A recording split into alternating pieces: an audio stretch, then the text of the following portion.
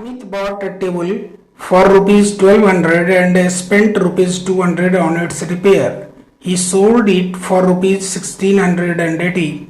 His profit or loss percent is, and these are our answer options. प्रश्न कह रहा है कि अमित ने 1200 रुपये में एक टेबल खरीदा और उसकी मरम्मत पर उसने कितने खर्च किए, 200 रुपये खर्च किए और उसके बाद 1680 रुपये में उसको उसने बेच दिया। उस टेबल को क्या किया, 1680 रुपये में बेच दिया।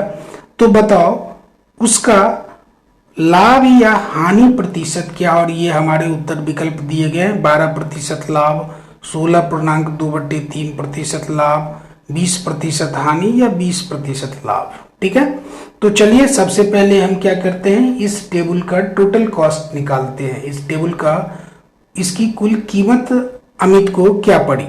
तो 1200 रुपये की तो उसने खरीदी थी और 200 रुपये उसने मरम्मत पर खर्च किए, तो इसका कुल कॉस्ट क्या हुआ, टोटल कॉस्ट क्या हुआ, कुल मूल्य क्या हुआ, 1400 रुपया। और सेलिंग प्राइस क्या है, 1680, यानी बेचा कितने में, 1680 में। तो अब देखो 1400 रुपये में खरीदा, यानी कि मरम्मत के साथ उसकी कुल कीमत क्या हुई, 1400 रुपये, और बेचा कितने में, 1680 में। तो ओबियस है सेलिंग प्राइस अगर बड़ा है तो क्या होगा, प्रॉफिट। ठीक है, और अगर सेलिंग प्राइस कॉस्ट प्राइस से छोटा होता तो क्या होता, लॉस। लेकिन यहाँ क्या केस है, यहाँ क्या है, सेलिंग प्राइस कॉस्ट प्राइस से बड़ा है, इसीलिए यहाँ पर क्या हो रहा है, प्रॉफिट। तो हमने लिखा profit is equal to selling price minus cost price. तो सेलिंग प्राइस है 1680, कॉस्ट प्राइस है 1400, यानी कि उसे 280 रुपये का क्या हो रहा है, प्रॉफिट हो रहा है। लेकिन प्रश्न प्रॉफिट नहीं पूछ रहा है, प्रश्न पूछ रहा है कि प्रॉफिट परसेंट क्या है। तो अब प्रॉफिट परसेंट आप कैसे निकालते हैं, profit percent is equal to profit upon cost into 100।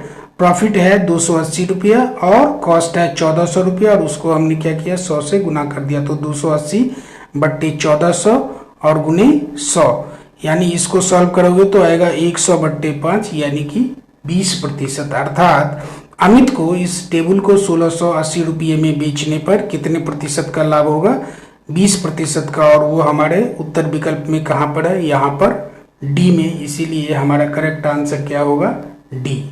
ठीक है दोस्तों, बढ़ते हैं अगले प्रश्न की ओर। What is the difference between the greatest 7 digit number and the smallest 4 digit number, and these are our answer options.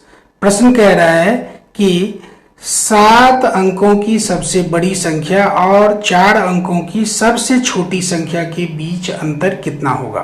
आप पहले भी एक प्रश्न में अभी हमने बताया आपको कि क्या है, हम जो भी संख्या बनाते हैं बड़ी या छोटी, वो 0 से लेकर 9 तक के बीच के अंकों का प्रयोग करके बनाते हैं। जब हमें सबसे बड़ी यानी कि ग्रेटेस्ट नंबर फॉर्म करना होता है तो हम सबसे लार्ज डिजिट को, जो ग्रेटेस्ट डिजिट है, उससे हम उसको बनाते हैं। और ग्रेटेस्ट डिजिट्स इनमें से कौन सा है, 9। अब हमें अगर ग्रेटेस्ट 7 डिजिट्स का नंबर बनाना है तो हम 9 को 7 बार लिखेंगे, 7 टाइम्स हम 9 को लिखेंगे।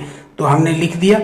अब हमें क्या करना है, 4 डिजिट की सबसे छोटी संख्या बनानी है, 4 अंकों की सबसे छोटी संख्या बनानी है, स्मॉलेस्ट 4 डिजिट नंबर।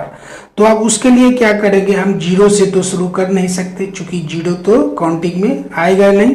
तो हम कहाँ से शुरू करेंगे, 1 से, और उसके तुरंत बाद हम क्या करेंगे, 3 सबसे छोटा अंक क्या है इसमें, 0, तो हम 3 0 डाल देंगे। तो ये हमें 4 डिजिट की एक संख्या मिल गई, वो क्या है, 1000। ठीक है, 1000। अब हमें क्या पूछ रहा था, डिफरेंस बताओ इन दोनों ही नंबर्स में। तो हम क्या करेंगे, इस 7 डिजिट की सबसे बड़ी संख्या में से 4 डिजिट की सबसे छोटी संख्या को घटाएंगे, और जब आप घटाओगे तो आपको क्या मिलेगा, ये मिलेगा 999899, और ये हमारे उत्तर विकल्प में कहाँ पर है, यहाँ पर है 999899। तो सही उत्तर क्या होगा इसमें, राइट आंसर क्या है,